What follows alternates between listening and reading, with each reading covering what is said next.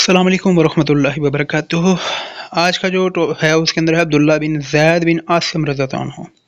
ان سے دریافت کیا گیا کہ رسول صلی اللہ علیہ وسلم کیسے وضو کرتے تھے، تو انہوں نے وضو کے لیے پانی منگایا تو اپنے ہاتھ پر پانی ڈالا اور دو مرتبہ ہاتھ دھوئے، پھر 3 مرتبہ کولی کی، ناک جھاڑی، پھر 3 مرتبہ اپنا چہرہ دھویا، پھر دونوں ہاتھ کو کونیوں سمیت دو مرتبہ دھویا، پھر اپنے ہاتھوں سے سر کا مسح کیا اور انہیں سر کی انگلی اگلی طرف سے گدی تک یعنی کہ بیک سائڈ تک لے گئے، پھر سر کی اگلی طرف جہاں سے شروع کیا تھا واپس وہیں پہ لے آئے، ٹھیک ہے۔ پھر اپنے دونوں پاؤں دھوئے۔ اب یہ سر کا مسح اس میں بہت زبردست بتایا گیا کہ سر کے اگلے حصے سے سٹارٹ کرنا ہے اور سر کی گدی یعنی کہ بیک سائڈ تک لے جانا ہے، پھر وہیں سے واپس آپ نے لے آنا ہے فرنٹ سائڈ پہ جہاں سے شروع کیا ہے، ٹھیک ہے۔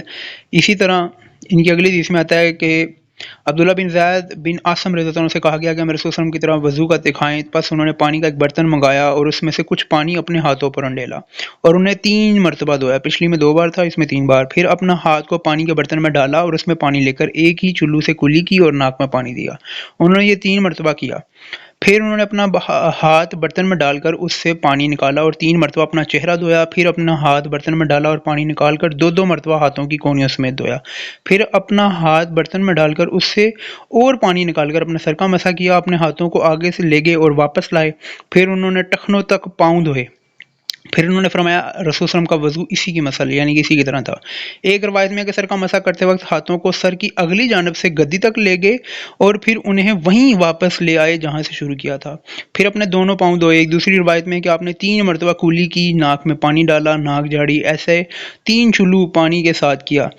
ایک اور روایت میں ہے کہ آپ نے ایک چلو کے ساتھ ہی کولی کی اور ناک میں پانی ڈالا، آپ نے ایسا 3 مرتبہ کیا۔ بخاری کی روایت میں کہ آپ نے سر کا مسح کیا، آپ ہاتھوں کے آگے لے گئے اور واپس لے آئے، آپ نے 1 مرتبہ کیا، پھر آپ نے ٹخنوں تک دونوں پاؤں دھوئے۔ اور بخاری کی دوسری روایت میں کہ آپ نے ایک ہی چلو سے 3 مرتبہ کولی کی اور ناک جھاڑی، ٹھیک ہے۔